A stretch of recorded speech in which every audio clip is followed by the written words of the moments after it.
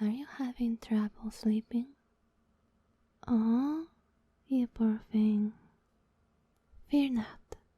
I prepared a light reading for you today. You can sit back or lay down and relax to the sound of my voice. And the Slavic fairy tale called The Journey of Sun and Moon, written by Alexander Hodgko. There were once two young people who loved each other dearly. The young man was called Jean, the girl Annette. In her sweetness, she was like unto a dove. In her strength and bravery, she resembled an eagle.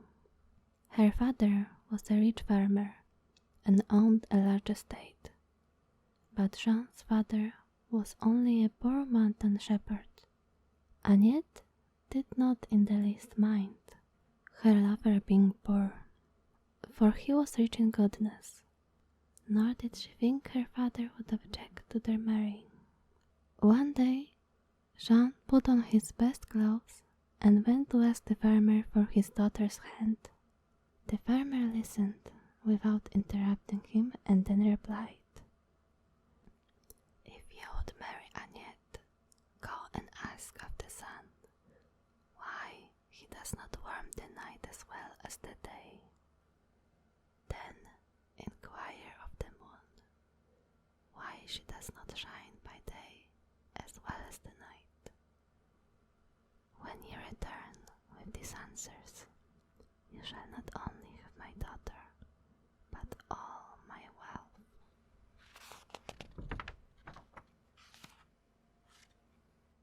These conditions in no way daunted John, who placed his hat on the side of his head, and taking a loving farewell of Annette, set out in search of the sun.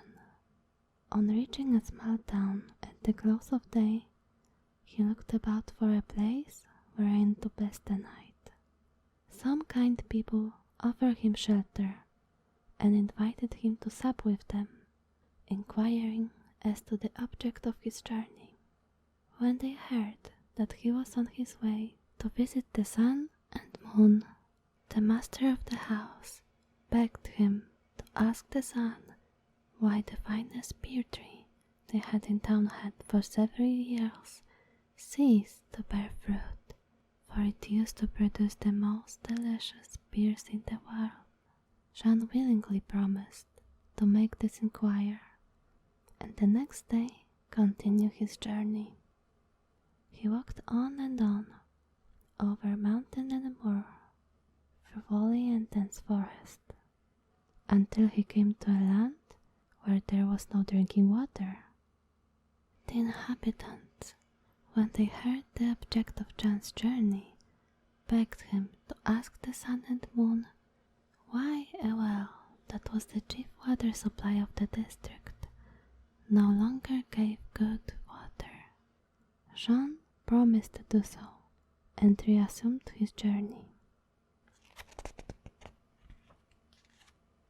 After long and weary wanderings, he reached the sun's abode and found him about to start on his travels.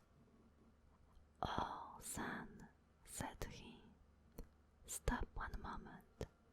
Do not depart without first answering a few questions. Be quick then and speak, for I have to go all round the world today. Pray tell me why you do not warm or light the earth by night as well as day. For this simple reason, that if I did, the world and everything upon it would be very soon burnt up." Jean then put his questions concerning the pear tree and the well, but the sun replied that his sister, the moon, would be able to answer him on those points. Hardly had the sun finished speaking before he was obliged to hurry off, and Jean traveled far and fast to meet the moon. On coming up to her, he said, "Would you kindly stop 1 moment?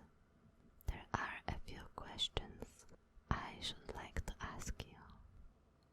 "Very well.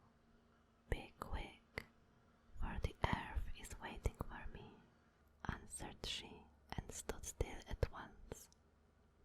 "Tell me, dear moon, why you do not light the world by day as well as by night, and why you never warm it."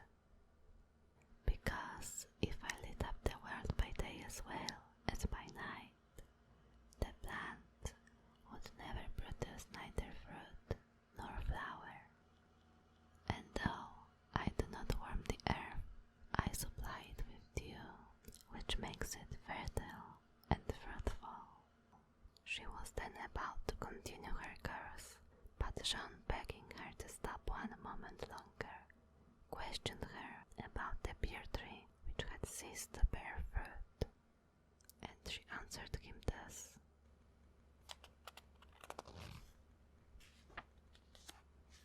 "While the king's eldest daughter remained unmarried, the tree bore fruit every year.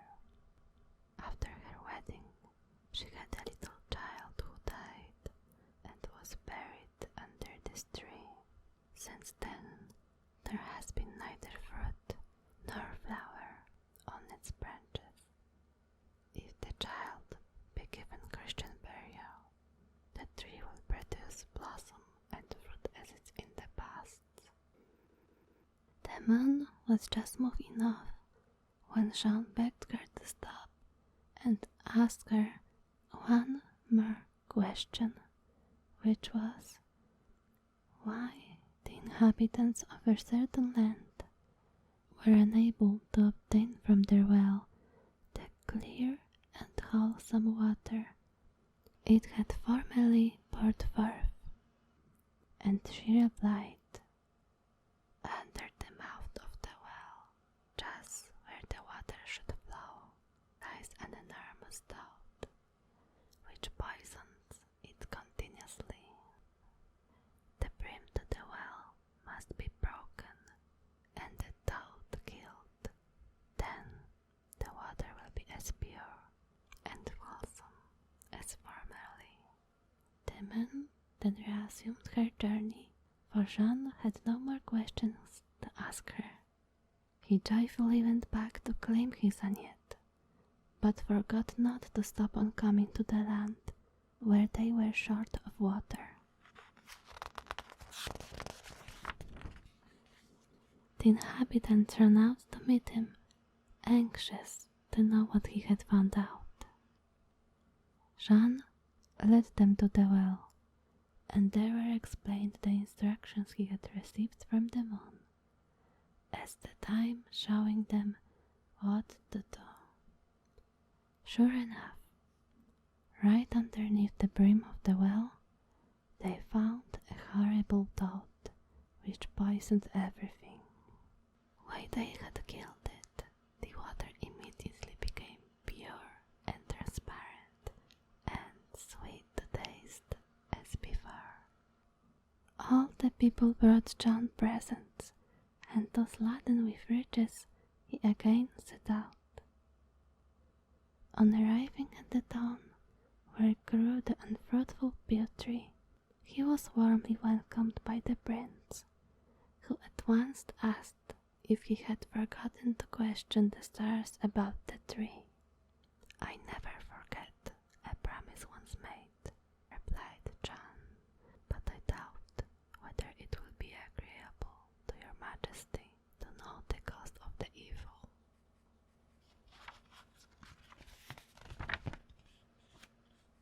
He then related all the moon had said, and when his directions had been carried out, they were rewarded by seeing the tree blossom immediately. Jean was loaded with rich gifts, and the king presented him with a most valuable horse, by means of which he reached home very quickly. Little Agnette was wild with joy on hearing of her lover's safe return, she had wept and suffered much during his absence. But her father's feelings were very different. He wished never to see Jean again, and had indeed sent him in search of the sun with the hope that he might be burned up by the heat. True it is that man proposes and God disposes. Our young shepherd returned, not only safe and sound, but with more knowledge than any of his evil wishers, for he had learned why the sun neither lights nor warms the earth by night as in the day, also why the moon does not give warmth and only lights up during the night. Besides all this, he had brought with him riches which far exceeded those of his father-in-law, and a steed full of fire and vigor, so Aniette's father could find no fault, and the wedding was celebrated with joy and feasting. Large quantities of roasted grain were eaten, and glasses overflowing with meat were emptied. So beautiful too was the music that for long, long after it was heard to echo among the mountains, and even now its sweet sounds are heard at times by travelers among those regions. And that concludes today's story. How did you like it? It was quite wholesome, I would say. I hope you managed to relax, or maybe you're falling asleep already. I will be back with another Slavic story soon, but for now, good night.